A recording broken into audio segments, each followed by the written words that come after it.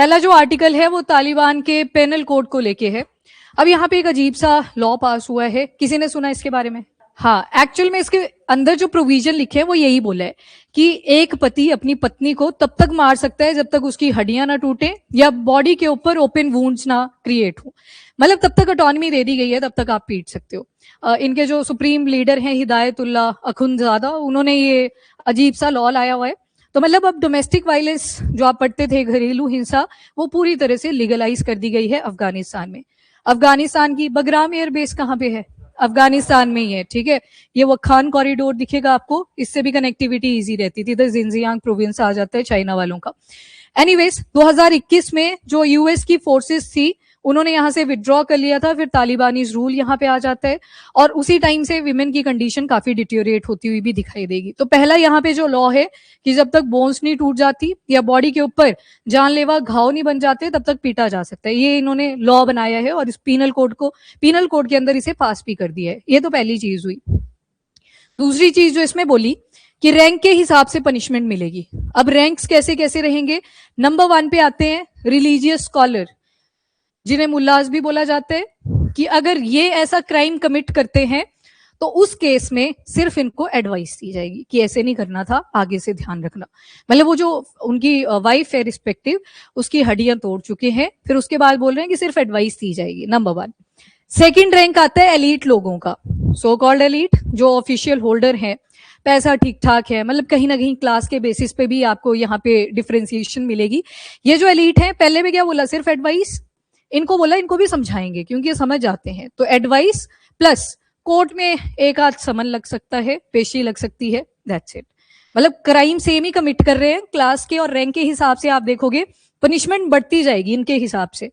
Number 3, middle class. अब ये जो मिडिल क्लास है, इनको बोला कि आपको इंप्रीजनमेंट हो सकती है, जेल हो सकती है, बस इतना सा। आपको जेल हो सकती है थोड़े दिन के लिए, 15 से 30 दिन के लिए, उसके बाद वो समझ जाएंगे। उसके बाद लोअर क्लास। लोअर क्लास को बोला आपको इंप्रीजनमेंट भी होगी, थोड़ा बहुत फिजिकल पनिशमेंट भी आपको दिया जाएगा, थोड़ी बहुत पिटाई होगी जेल के अंदर। ये हो गया। तो मतलब यहाँ पे फिर जिन्होंने रिपोर्टिंग करी उन्होंने बोला मुल्ला ही राजा है। मतलब सारी की सारी अथॉरिटी किसके पास है? मुल्ला के पास। क्यों बोला गया ऐसा? क्योंकि एडवाइस दी जाएगी इनको ये वाला क्राइम कमिट करने के ऊपर, ठीक। ये आगे punishment on the basis of rank, on the basis of class. Class बोला तो नीचे को पैसा घटता जा रहा है, तो उसके बेसिस पे भी ये डिफरेंशिएशन करी गई है। ये हो गया पनिशमेंट के हिसाब से। उसके बाद एक और जो एलिमेंट आप यहाँ पे सुनेंगे, व्हाट अबाउट फीमेल। फीमेल जा सकती है कोर्ट अगर उसे जस्टिस चाहिए, न्याय चाहिए, पर एक शर्त है उसमें कि वो अपने हस्बैंड के साथ जाएगी, जिसने वो क्राइम कमिट करा है उसी के साथ कोर्ट भी पहुंचेगी। नंबर 1 चीज। दूसरी चीज बोली है कि मेल गार्जियन होना चाहिए, अगर पति के साथ सेफ नहीं कर रही तो वहां पे मेल गार्जियन साथ में चले, ये बोला हुआ है। अब एक केस आता है यहाँ पे जहां पे एक फीमेल अपने हस्बैंड को मिलने जा रही थी। केस थोड़ा ऑपोजिट है यहाँ पे। उस औरत का जो हस्बैंड है वो ऑलरेडी बार्स में था, जेल हो रखी थी, तो उसको मिलने जाना होगा उससे। तो यहाँ पे एक मेल गार्जियन उसको साथ में लेके जाता है, बीच में सेक्सुअल असॉल्ट हुआ, अब उसकी कोई बात ही ना मान रहा है कोर्ट के अंदर। तो यहाँ पे तो बोल दिया कि अगर न्याय चाहिए आपको आप जा सकते हो कोर्ट में, पर मेल शेप्रॉन या फिर मेल गार्जियन के साथ। और फीमेल इन केस अपने पेरेंट्स के घर चली जाती है बिना अपने हस्बैंड को बताए, या शायद बता के गई थी पर जितनी टाइमलाइन लेके गई थी फिर वापस नहीं आई, तो सभी को पनिशमेंट दी जाएगी यहाँ पे, फीमेल को भी, और पेरेंट्स या इवन कोई भी रिलेटिव थे तो सारे पनिशमेंट के लिए लायबल होंगे। पनिशमेंट यहाँ पे दोनों तरह की, कॉर्पोरल भी आएगी और कुछ फिजिकल पनिशमेंट्स वगैरह वो इसमें इंक्लूडेड है। तो ये इनके आर्टिकल नंबर 34 के अंदर बोला गया। अभी और ज्यादा है, आगे सुनो, अभी कंप्लीट नहीं हुआ। अगला जो स्टेटमेंट है वो कहता है कि ये हो गया क्लियर सभी को यहाँ पे। अब पनिशमेंट वगैरह मैंने आपको बता दी। अगला बोलता है कि जो फीमेल्स है ना, घरों की जो खिड़कियां हैं उनको बंद कर दिया जाए। क्यों? सुनो। अब पहली कंडीशन कि बाहर से आदमी जाते हैं तो वो अगर औरतों को देखते हैं तो अनएथिकल प्रैक्टिसेस हो सकती हैं, पहली चीज। और दूसरा, जो औरतें घर के अंदर काम कर रही हैं अगर वो खिड़की से बाहर देखेंगी तो डिस्ट्रैक्शन हो सकती है, ठीक। और इवन एक और चीज याद रखना, ये जो मेल गार्जियन है इसको इन्होंने एक टर्म दी है मुहर्रम। मुहर्रम वो जो मेल गार्जियन है, आगे सब लिखा हुआ है, मैंने यहाँ पे बता दिया। तो महरम बोलते हैं, ठीक है, ओके। तो ये सारी चीजें यहाँ पे बताई। तो मतलब अब जो घर की विंडोज हैं वो भी बंद कर दी जाएंगी। 2021 से पहले का सिनारियो देखोगे तो स्कूल्स के लिए परमिशन मिल चुकी थी लड़कियों को, जॉब्स भी वो कर रही थी, जिम वगैरह भी जाया करते थे, सैलून भी चल रहे थे। पर अब वो सारी चीजों का तो कॉन्सेप्ट ही नहीं यहाँ पे बचा, क्योंकि अब पूरी बाउंडेशन लगा दी गई है। अगर देखें पूरे वर्ल्ड से क्या क्या रिस्पॉन्स आया, तो कुछ भी नहीं आया। सारे देख रहे हैं कि ये चल क्या रहा है अभी के लिए। अब यहाँ से जो आपके लिए इंपॉर्टेंट बन सकता है, एक तो लॉ समझ आ गया, इसमें क्या क्या करा हुआ है इन्होंने, क्या अजीब सी चीजें बोली हैं। देन इनके जो ऑफिशियल हैं सो कॉल्ड, उनसे जब पूछा गया कि इतनी ज्यादा बाउंडेशन, इन्होंने नाम ले लिया इस्लाम का कि उसमें लिखा हुआ है। फिर बाकी जो उसी रिलीजन से बिलोंग करते हैं उन्होंने भी क्रिटिसाइज करा कि ऐसा तो बिल्कुल नहीं लिखा है, रिस्पेक्ट तो वहां पे भी लिखी हुई है फीमेल्स की। तो फिर धर्म को ले आते हैं बीच में, फिर धर्म की डिग्रेडेशन करवाते हैं। पर ये लॉ ऑफिशियली उन्होंने पास कर दिया है अपने पिनल कोड के अंदर। हाँ, तो सुप्रीम अथॉरिटी अब उन्हीं के पास है। इवन एलीट भी सेकंड रैंक पे दिए। एलीट मतलब जो एक्चुअल में कोई ना कोई पोजीशन पे बैठे हुए हैं, इनकम्बेंट्स हैं, उनको सेकंड रैंक पे रखा है। तभी बोला जो मुल्ला है वो अब सुप्रीम अथॉरिटी बन चुका है, क्योंकि उसको तो सिर्फ एडवाइस ही मिलेगी, पनिशेबल है ही नहीं। ठीक, तो ये लॉ है, तालिबान में आ रखा है। कई बार घुमा फिरा के ऐसे सवाल भी पूछ लिए जाते हैं, पर ये एक्चुअल में कंसर्न है। जहां पे सारी मैक्सिमम कंट्रीज ट्राई कर रही है कि कैसे डोमेस्टिक वायलेंस के साथ फाइट कर रहे हैं, यहाँ पे ये प्रमोट कर रहे हैं कि हम तो लीगलाइज कर रहे हैं।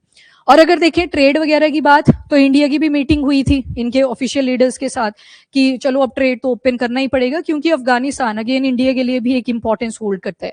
वैसे इंडिया के अलावा और भी बड़ी सारी ऐसी कंट्रीज हैं जिन्होंने इनके लिए अपने दरवाजे ओपन करे थे। पर ऐसे लॉज ये लेके आएंगे तो शायद फिर से एक बार रीथिंक कर लेना चाहिए।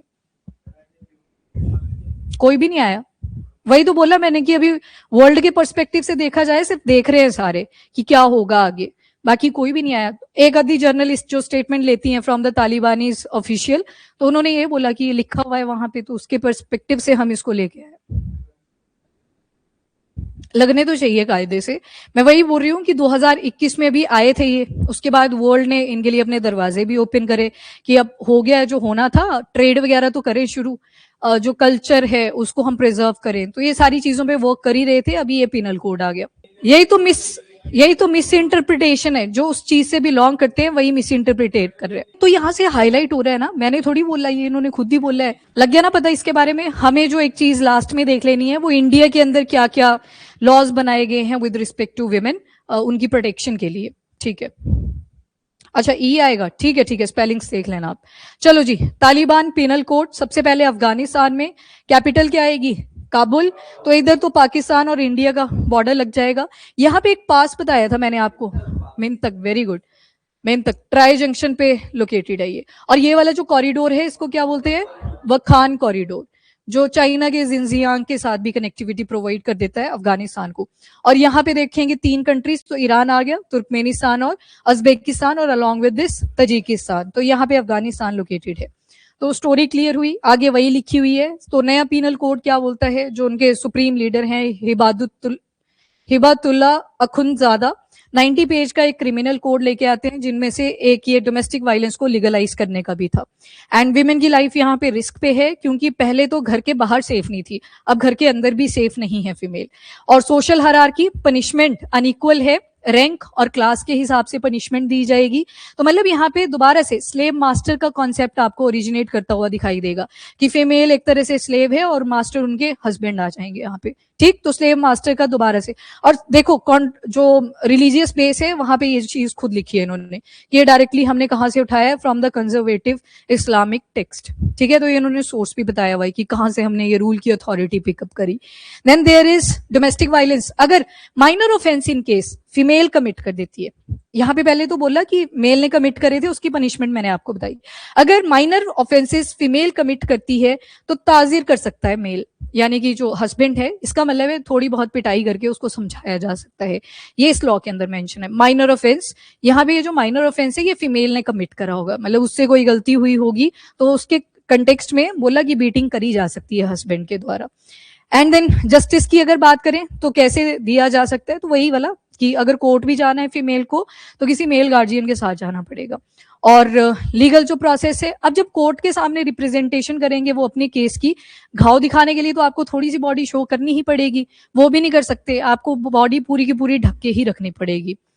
एंड उसके बाद एक्सट्रीम ऑब्स्टेकल पहले से ही 2021 से आप देखते हो वहां पे लगाए जा रहे थे फीमेल्स के ऊपर, और यहाँ पे सिर्फ फीमेल्स की नहीं बात करी है, माइनर यानी कि बच्चों की भी बात करी गई है, उनको भी पीट सकते हैं, जो उनके फादर हैं वो उन्हें भी पीट सकते हैं। और उसके अलावा ये जो सेक्सुअल अब्यूज है, साइकोलॉजिकल, इनको तो अभी के लिए एलिमिनेट ही कर दिया, इसके ऊपर तो बात ही नहीं करी। अब देखो किसी को पीटा जा रहा है तो ये तो खुद ही इम्पैक्ट होंगे ना, पर इससे रिलेटेड कोई भी कॉन्सिक्वेंसेज इस लॉ के अंदर नहीं मेंशन करे गए हैं।